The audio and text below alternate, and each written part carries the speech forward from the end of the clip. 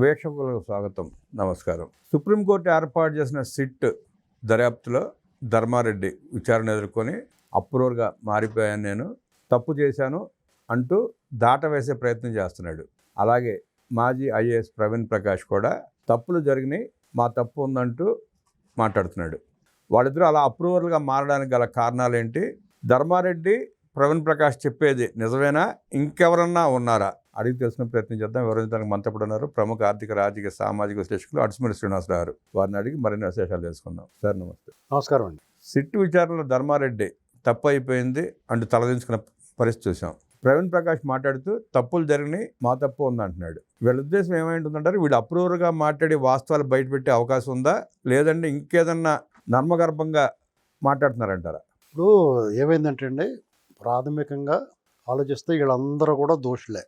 వాళ్ళ జగన్మోహన్ రెడ్డి తిరగలేదు, ఇంకో 30 సంవత్సరాలు మనమే ఉంటామని అతను అనుకోవడం, వీళ్ళకి చెప్పడం, వీళ్ళు కూడా అలాగే అనుకున్నారు. ఎందుకంటే వాళ్ళు ఊహించినంత మెజారిటీ రావటం మంచి బాగా ఘన విజయం కదండి అది. అవును, ఎన్నడూ చూడనున్నట్టుగా వచ్చేసింది అది. వాళ్ళు కూడా ఊహించినంత ఘన విజయం. దాంతో వాళ్ళు ఏమనుకున్నారంటే ఈ దెబ్బకే టీడీపీ బలహీనపడుద్ది, ఆ పార్టీలు అందరూ చల్లా చెదిరైపోతారు అని అనుకున్నారు. వాళ్ళు అనుకుని టీడీపీని బలహీనపరచడానికి ది డే బిగినింగ్ నుంచి మొదలుపెట్టారు. ఒక పక్క మానసికంగా కృంగదీయటం, రెండు భౌతికంగా దాడులు చేసి కేసులు పెట్టి ఇరికించడం, కేసులు పెడతామని బెదిరించడం, కొంతమంది లొంగ తీసుకోవడం, ఇలా ఎన్ని కార్యక్రమాలు చేసుకుంటూ వచ్చారు.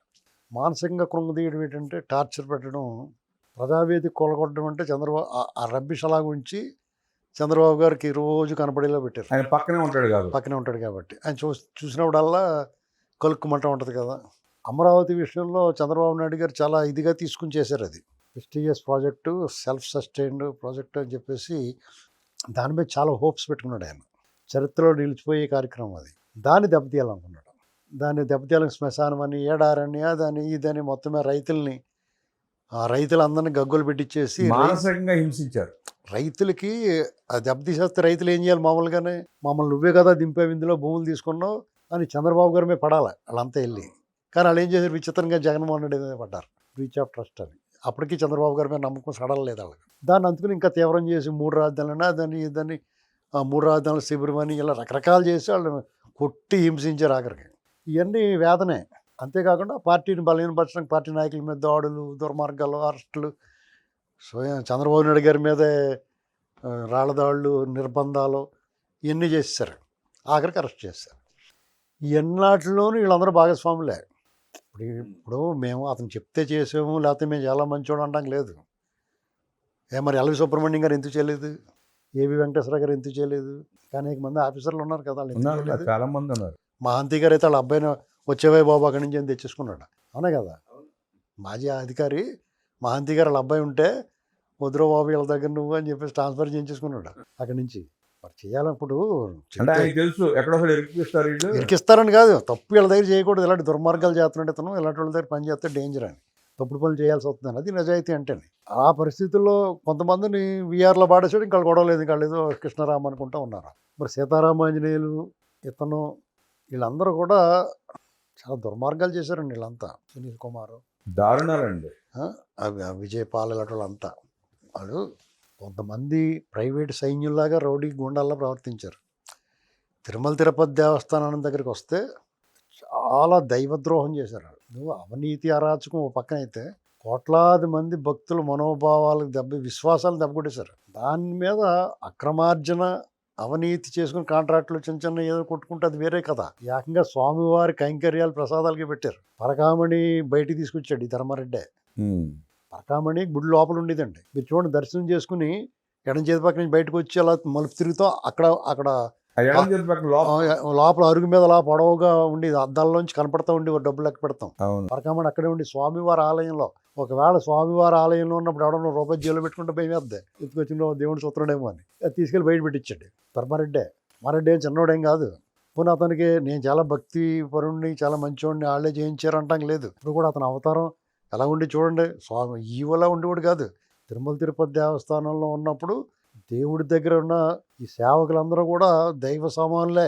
థియేటర్ల ముందు బ్లాక్ టికెట్లు అమ్ముకునే పిల్లరోడిలాగా ఉండేవాడు. వాళ్ళు బాగానే ఉంటారు. ఇతను మరీ ఇదిగా ఉండేవాడు. సరే, నువ్వు నీ ముఖం ఎలాగున్నా కానీ అందంగా బొట్టు పెట్టుకుని గుండు చేయించుకున్న గుండుతోటి ఉండేవాడు బొట్టు పెట్టుకుని ఆ పంచి కట్టుకుని దేవుడు ఆ డ్రెస్ కోడ్ కనపడతారు ఎవరన్నా. అదేమి లేకుండా ఆ నైట్ డ్రెస్సులతోటి ఆ లింగి బనీలతోటే బయట కనిపించేవాడు అందరికీ. ఎవరన్నా చెక్ ఇవ్వడానికి వచ్చినా ఎవరన్నా కలవడానికి వచ్చినా కానీ అలాగే ఫోటోలు తీసేవాడు. కనీసం ఫోటో గురించి అన్నా బట్టలు మార్చుకునేవాడు కాదు. సరే అది ఎలాగైనా చావనేవాడి, కానీ అతను బుద్ధి మాత్రం చూడండి. నెయ్య నేను అనుమతి ఇచ్చా, నేను తప్పు చేశాను, దానికి వాళ్ళు పైవాళ్ళు ఒత్తిడి అంటున్నాడు. పైవాళ్ళు ఒత్తిడి అయితే నువ్వు మానేసిపోవాలి అక్కడి నుంచి. ఏంటండి ఇక్కడ ఇది ఒక రకంగా జరుగుతుంది. దేవుడి మీద భక్తి భయం ఉంటే రిజైన్ చేసి వెళ్ళిపోవాలి. వాస్తవంగా అదొక కుట్ర బయటపడింది. ఇందులో నీ పైవాళ్ళు అంటే ఎవరు? కరుణాకర్ రెడ్డి, సుబ్బారెడ్డి, అంతవరకైనా ఇంకా ఆ పైన ఉన్నవాడా? ధర్మారెడ్డిని నియమించింది జగన్ రెడ్డిగా. ఇప్పుడు ధర్మారెడ్డి నేరుగా జగన్మోహన్ రెడ్డి క్యాండిడేట్.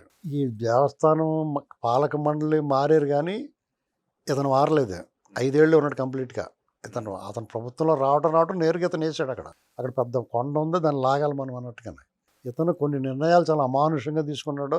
అక్కడ పాలక మండలి పేరుకండి, ఒక రకంగా చెప్పమంటే పాలక మండలి అనేటువంటిది ట్రస్టీలు అంతే, వాళ్ళు కాపలాదారులు, ఎగ్జిక్యూషన్ అంతే వీళ్ళదే. వీళ్ళని కాదని వాళ్ళు ఏమీ చేయలేరు. కొన్ని నిర్ణయాలు తీసుకుంటారు పాలక మండలి బోర్డు, దాన్ని వీళ్ళు అమలు చేస్తారు. ఒక్కొక్కసారి వాళ్ళు చెప్పిన దానికన్నా వీళ్ళు చేసిన దాన్ని కూడా మూసుకుని కూర్చొని చూడాలి. ఇప్పుడు మరి ఈయన నాయుడు గారు వచ్చిన తర్వాత శ్యామలరావు ఎన్నాళ్ళు ఏరగంటగా ఉన్నాడు, అసలు మాట విన్నాడా? అక్కడి నుంచి లేపేసి దాకా అసలు అక్కడ వీళ్ళు అనుకున్నది ఒకటే, ఎటువంటి తెడ్డు అనేవాడు. ఇంకా అలా వీళ్ళందరూ ఒకటే మూట కాబట్టి ధర్మారెడ్డి వాళ్ళందరూ కలిసే చేశారు. అలాగే మీకు ఈ 10,000 టికెట్ ఉంది కదా, దాన్ని ఏంటంటారు? 10,000 టికెట్ శ్రీవాణి. అది కాకుండా కొన్ని డొనేషన్లు వసూలు చేసి చాలా అక్రమాలు చేశారు వీళ్ళు. సో చాలా ఉన్నాయండి తిరుమల తిరుపతి దేవస్థానంలో వీళ్ళ మీద. అసలు ఇది కల్తీ పదార్థం, ఒక నకిలీ నెయ్యి అనే పేరుతో నకిలీ పెట్టి అక్కడ స్వామివారి కైంకర్యాలకి ప్రసాదాలకి ఇచ్చే అదో దైవద్రోహం అయితే, దాని మీద సంపాదన అయితే, ఇంకా అనేక మార్గాల్లో వీళ్ళు తిరుమల తిరుపతి దేవస్థానంలో ఉన్న ఆ హోదాన్ని, వాళ్ళకున్న ఉద్యోగాన్ని అడ్డం పెట్టుకుని చాలా అవకతవకలు చేశారు వీళ్ళు. అవన్నీ కూడా దర్యాప్తు చేయాలి. మరి దారుణంగా చెవిరెడ్డి భాస్కర్ అయితే టీటీడీ పేరు మీద అకౌంట్ ఓపెన్ చేసి దోసుకున్నాడు. అంతేకాకుండా ఈ లడ్డూలు కూడా ఎలక్షన్లో పంచిపెట్టేవాడు చెవిరెడ్డి. ఇలాంటివి అనమాట. ఇవన్నీ చూసిన తర్వాత సుబ్బారెడ్డి ఒకడే, ధర్మారెడ్డి, సుబ్బారెడ్డి, కరుణాకర్ రెడ్డి, చెవిరెడ్డి భాస్కర్ రెడ్డి, వీళ్ళందరి బాసు జగన్మోహన్ రెడ్డి, వీళ్ళందరూ కూడా ప్రాసిక్యూట్ చేయబడాలి. ఇక్కడ ప్రవీణ్ ప్రకాష్ దగ్గరికి వచ్చేటప్పటికి నేను తప్పు బహిరంగ క్షమాపణ చెప్పాడు. నేను వాళ్ళిద్దరు ఆఫీసర్లకి, ఏబి వెంకటేశ్వరరావు గారికి, జాస్తి కృష్ణకిషోర్ గారికి.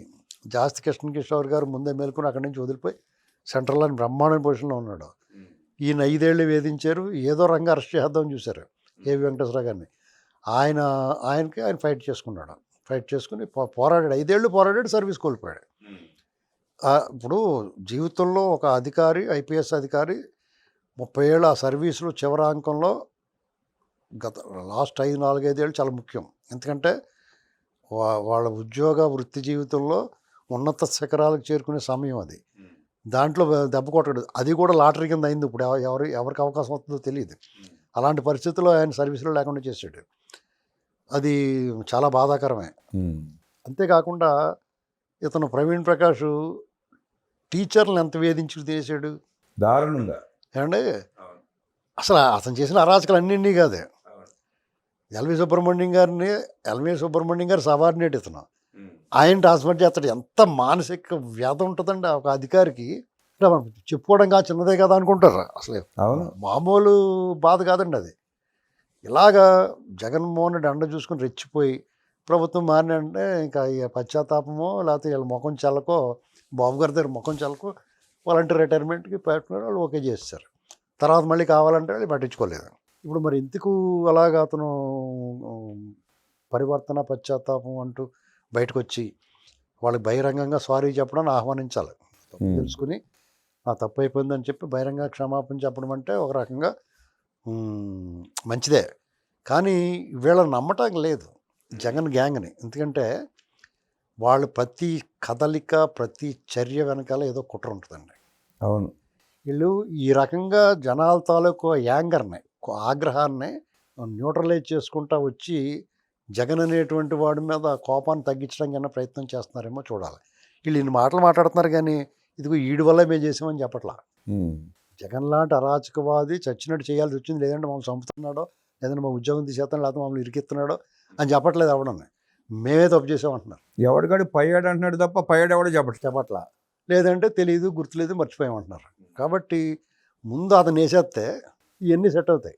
అప్పుడు వచ్చి అలా చెప్తారో చూడాలి. ఎందుకంటే ఇప్పుడు రకరకాల అపోహలు వస్తున్నాయండి, చాలామందిలో అనుమానాలు ఉన్నాయి. ఇప్పుడు ధర్మారెడ్డి సుబ్బారెడ్డిని ఇరికిచ్చి ప్లాన్ చేస్తున్నాడు, అర్థమైందండి.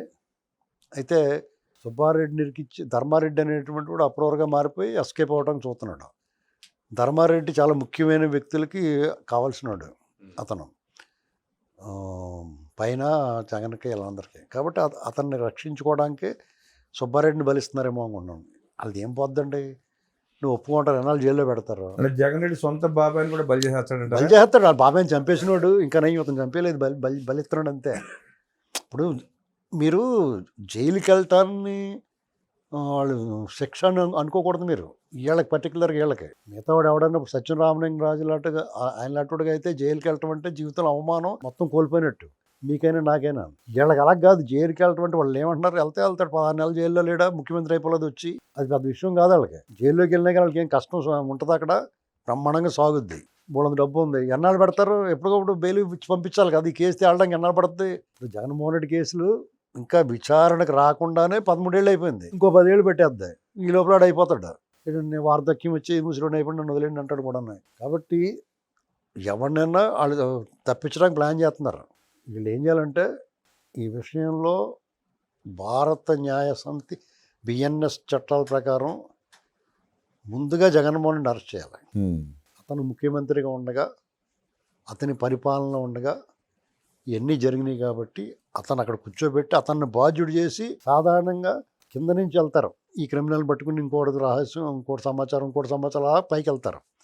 ఇప్పుడు సూత్రధారిని పట్టుకుని పాత్రధారులను వెతకాలి. కానీ వీళ్ళు ఏం చేస్తున్నారు, సాధారణంగా చేసి దర్యాప్తు చేస్తున్నారు. పాత్రధారులు అందరిని పట్టుకుని సూత్రధారి కోసం వెతుకుతున్నారు. వీళ్ళ విషయంలో ముందు సూత్రధారిని ఐడెంటిఫై చేసేసారు, అందరూ ఒప్పుకుంటారు. దానికి ఆధారాలు కావాలి, ముందు లోపలేసి తర్వాత చూడండి. చంద్రబాబు గారిని ఏ ఆధారాలు ఉన్నాయని అరెస్ట్ చేశారు, చంద్రబాబు గారికి ఏ ఆధారాలు ఉన్నాయని అరెస్ట్ చేశారండి. 53 రోజులు ఆధారం లేకుండా. ఇప్పుడు ఇతను కావాల్సిన ఉంటాయి, మద్యం ఉంది, మొన్నటి దాకంటే ఏమీ లేవు, ఇప్పుడు అన్నీ వచ్చినాయి కదా. మద్యం, ముడుపులు, ఇసుక, ఇవన్నీ ఉన్నాయి కదా. అంచేత ముందు లోపల పెట్టి ఇలాంటివన్నీ బయటికి తీయాలి. ఇంకా కిక్కరు మనకుండా పడి ఉంటాడు అక్కడ. 100 కేసులు పెట్టి అలాగే తిప్పుతుంటే గోనుగెద్దు తిరిగినట్టు తిరుగుతూ ఉంటాడు, కోర్టుల చుట్టూరును, జైలు చుట్టూరును. ఆ పని చేస్తే బాగుండు. అంటే లోకేష్ గారు అసంతృప్తి ఎందుకుంది అని అడిగారు చూసారా, ఏముంది ఎందుకుంది అని అడిగారు. ఇలాంటివి కూడా అందరూ పార్ట్. అవును, వాళ్ళందరూ కూడా రగిలిపోయి ఉన్నారు. ఇప్పుడు చంద్రబాబు గారికి దెబ్బ తగిలితే వాళ్ళ క్యాడర్ నొప్పి అనుభవిస్తారు, పెయిన్ వాళ్ళు ఫీల్ అవుతారు, అర్థమైందండి. అంచేత వీళ్ళకి ఇంకా ఏమీ జరగలేదనేటువంటి పెయిన్ ఒకటి ఉంది. 53 రోజుల పాటు చంద్రబాబు నాయుడు గారు జైల్లో ఉంటే, లోకేష్ గారు, భువనేశ్వర్ గారు రాజమండ్రిలో ఉంటే, ప్రతి ఇంట్లో కూడా కన్నీరే 53 రోజులు. చాలా బాధపడ్డారు. మీకు క్యాడర్ అంతా బాధపడ్డారు. అలాంటి కార్యకర్తలు ఎవరు ఏ పార్టీకి దొరుకుతారండి.